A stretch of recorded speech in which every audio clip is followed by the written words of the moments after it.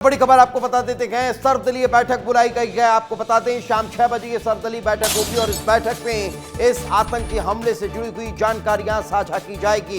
दिल्ली में आज ये सर्वदलीय बैठक होने वाली है। शाम 6 बजे संसद भवन में ये सर्वदलीय बैठक होगी। राजनाथ सिंह ने विपक्षी दलों से बातचीत के लिए ये पहल की है।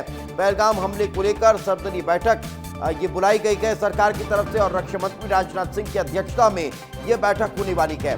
विदेश मंत्री राजनीतिक दलों को इस पूरे हमले के बाद लिए गए अब तक के एक्शन और इस आतंकी हमले की पूरी जानकारी देने वाले हैं।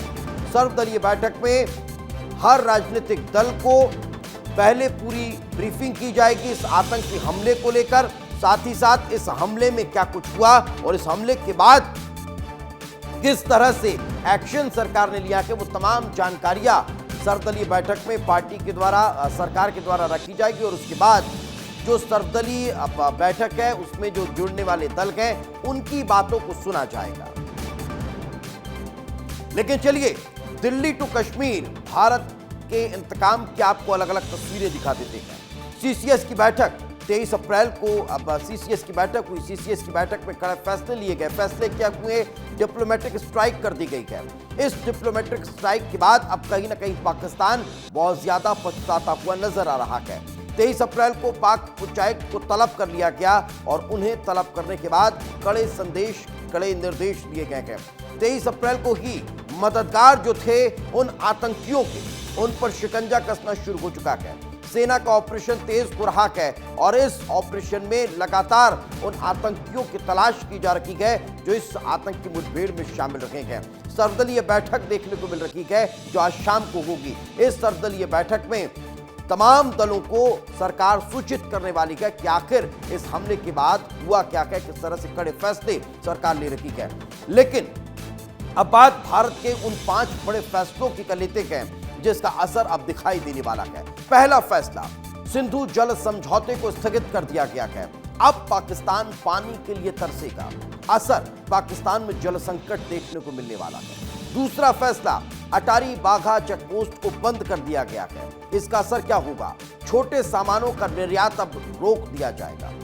तीसरा फैसला, वीजा सर्विस पर रोक लगा दी है। इसका असर, आतंकियों के भारत आने के रास्ते को बंद कर दिया है, रोक दिया है। चौथा बड़ा फैसला, हाई कमीशन से रक्षा सलाहकार को हटा दिए गए। असर क्या होगा? सैन्य स्तर की बातचीत अब बंद हो जाएगी, उस पर ब्रेक लग जाएगा। लेकिन पांचवा और बड़ा फैसला क्या लिया गया है? उच्चायोग ने कर्मचारियों की संख्या 55 से 30 कर दी। असर, कार्य क्षमता और कूटनीतिक मौजूदगी सीमित कर दी गई है। लेकिन एक और बड़ा फैसला लिया गया है, 48 घंटे में पाकिस्तानियों को वापस जाने के लिए कह दिया गया, वीजाओं को निरस्त कर दिया गया है। लेकिन पाकिस्तान को जो डिप्लोमेटिक चोट की गई है, जो बड़ा फैसला लिया गया है, उसकी 4 तस्वीरें इस वक्त आपके टेलीविजन स्क्रीन पर है। वीजा स्ट्राइक की गई है, वाटर स्ट्राइक की गई है, इकोनॉमिक स्ट्राइक की गई है और सर्जिकल स्ट्राइक की अब तैयारी है, बारीक है। ये बड़ी स्ट्राइक इस बड़े आतंकी हमले के बाद देखने को मिल रही है।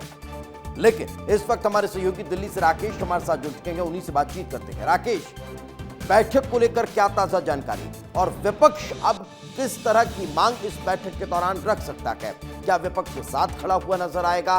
क्या विपक्ष इस आतंकी हमले के बाद सरकार पर सवाल खड़े करता हुआ दिखाई दे रहा है? एकजुटता क्या अब इस आतंकी हमले के बाद नजर आएगी और क्या इस एकजुटता के बाद जो प्रहार होगा वो पाकिस्तान जीवन भर, जिंदगी भर याद रखने वाला है? बिल्कुल दीपेश, देखिए एक तरफ जैसे ही ये हमला हुआ है उसके बाद भारतीय जो डिप्लोमेट्स हैं वो लगातार एक्टिव है और विपक्ष भी सरकार का साथ देने के लिए लगातार हामी भर रहा है।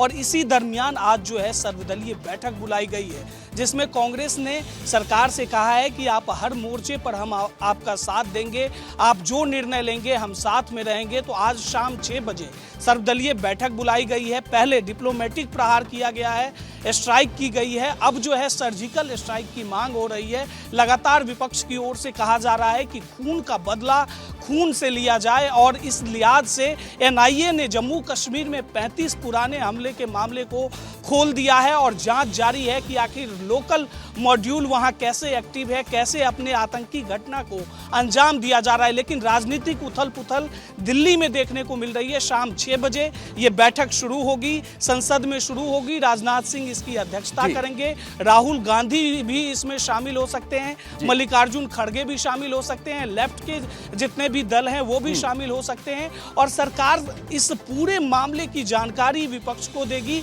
और इसके बाद जो फैसला लेने जा रही है, सबसे पहले डिप्लोमेटिक फैसले लिए गए हैं, पाकिस्तान पर पाबंदी लगाई गई है। अब आगे क्या वैश्विक मंच पर पाकिस्तान को अलग थलग कैसे किया जाएगा, अमेरिका के साथ मिलकर चीन पर कैसे दबाव बनाया जाएगा, इन तमाम विषयों पर आज बातचीत हो सकती है। यानी कि बड़ा एक्शन देखने को मिल सकता है इस बैठक के दौरान, इस सर्वदलीय बैठक के दौरान। जो फैसले अभी तक सरकार ने लिए हैं वो बताए जाएंगे, साथ ही अब आने वाले भविष्य में कैसे और कड़े प्रहार पाकिस्तान पर होने वाले हैं उसको लेकर भी मंथन नजर आने वाला है। बहुत बहुत शुक्रिया।